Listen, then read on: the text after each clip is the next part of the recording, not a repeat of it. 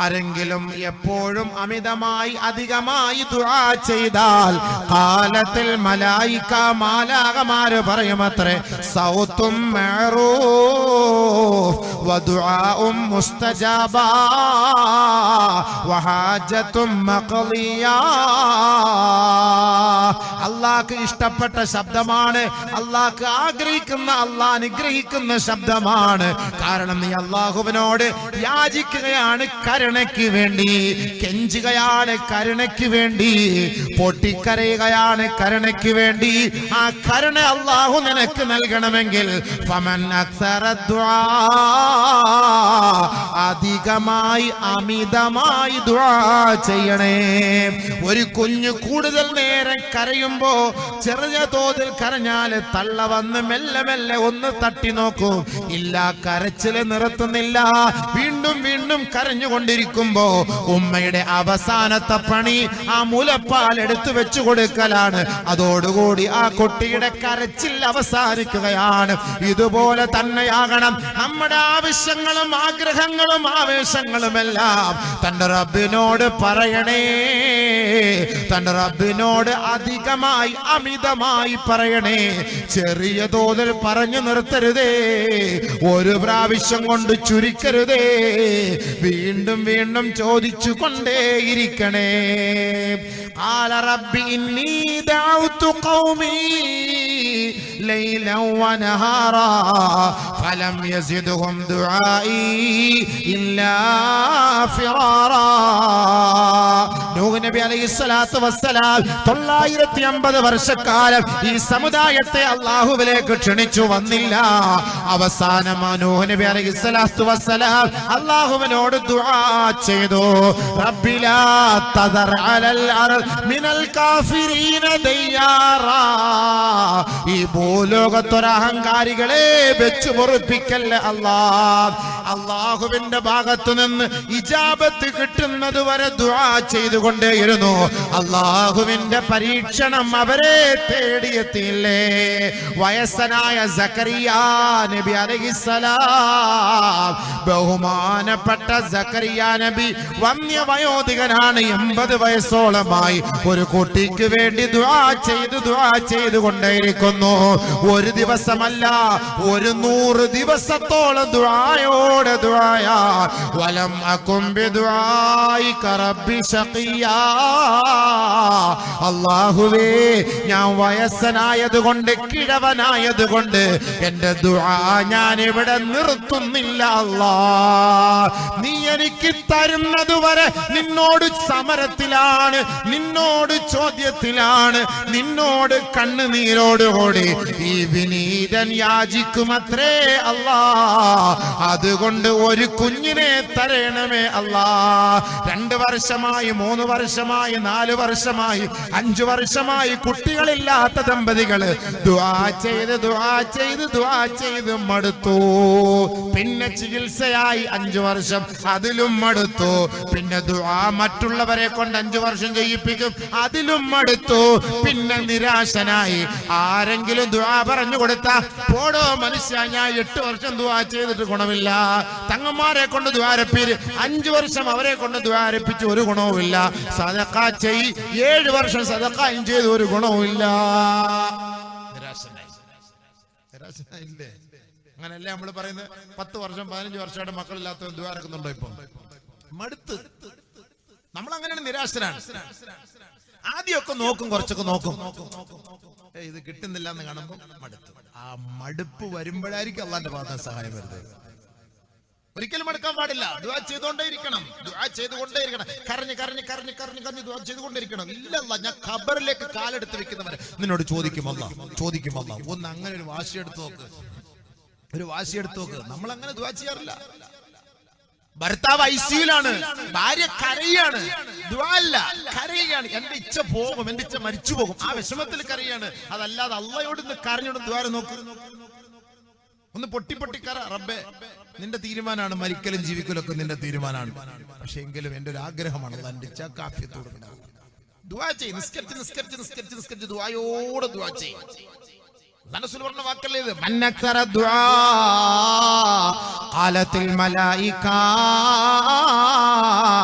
സൗതും മഅറൂഫ് വദുആഉം മുസ്തജാബ വഹാജത്തും മഖ്ദിയ.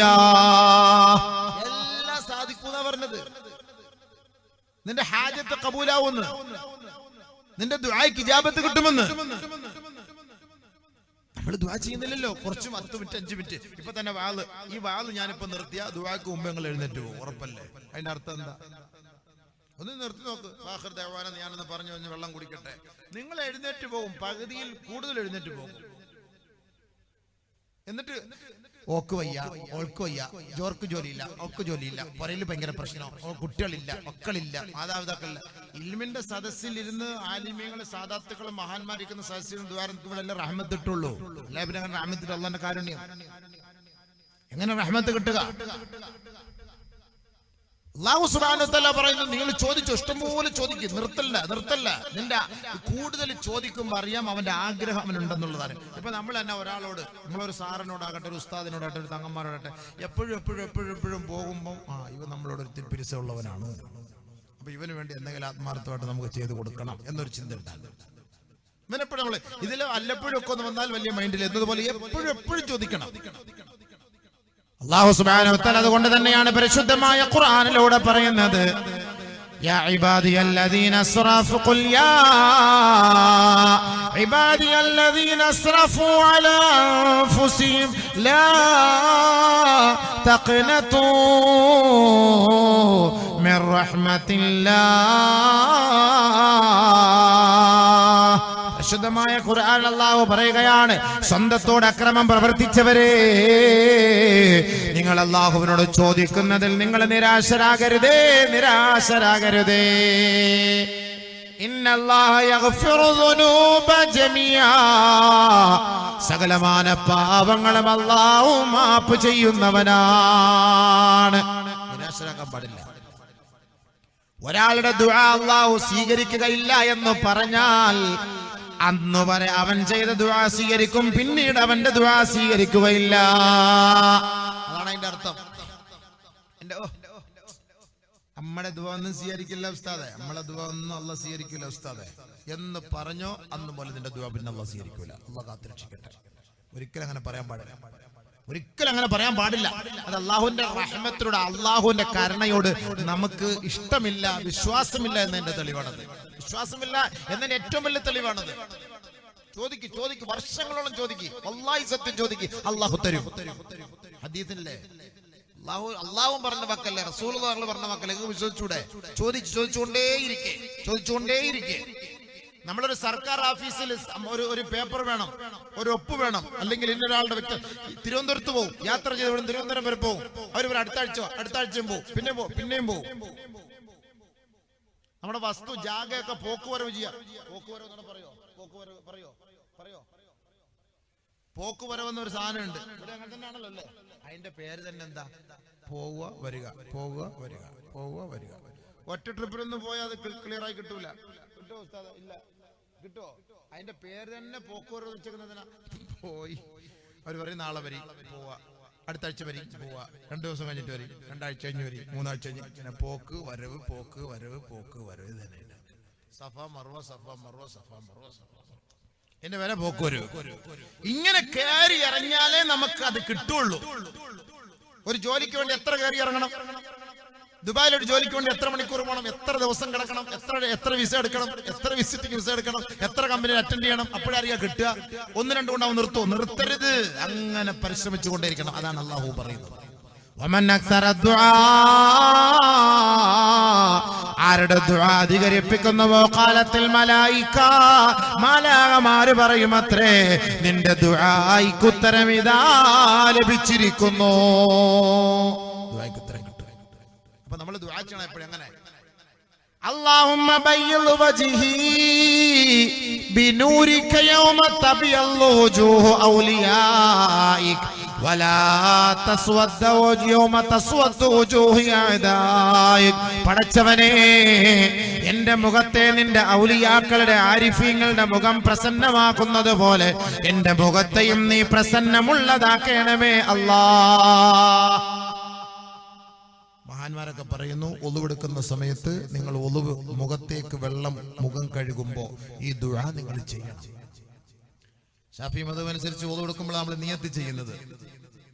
നമ്മൾ ആ നിയത്ത് ചെയ്യുമ്പോൾ നമ്മൾ ആ സമയത്ത് ദുആ അല്ലാഹുമ്മ ബയ്യിദ് വജ്ഹി ബിനൂരിക യൗമ തബയല്ലു വജൂഹു ഔലിയായിക വലാ തുസവ്വിദ് വജ്ഹി ബിളുൽമാതിക യൗമ തസ്വദ്ദു വജൂഹു അഅദായിക. അല്ലാഹുവേ നിന്റെ നൂറ് കൊണ്ട് നിന്റെ പ്രകാശം കൊണ്ട് എന്റെ മുഖത്തെ നീ പ്രസന്നമാക്കണമേ അല്ലാഹ്. നാളെ നിന്റെ ഔലിയാക്കൾ അമ്പിയാക്കൾ ആരിഫീങ്ങളുടെ മുഖത്തെ പ്രസന്നമാക്കുന്നത് പോലെ എന്റെ മുഖത്തെയും നീ പ്രകാശമുള്ളതാക്കണമേ റബ്ബേ.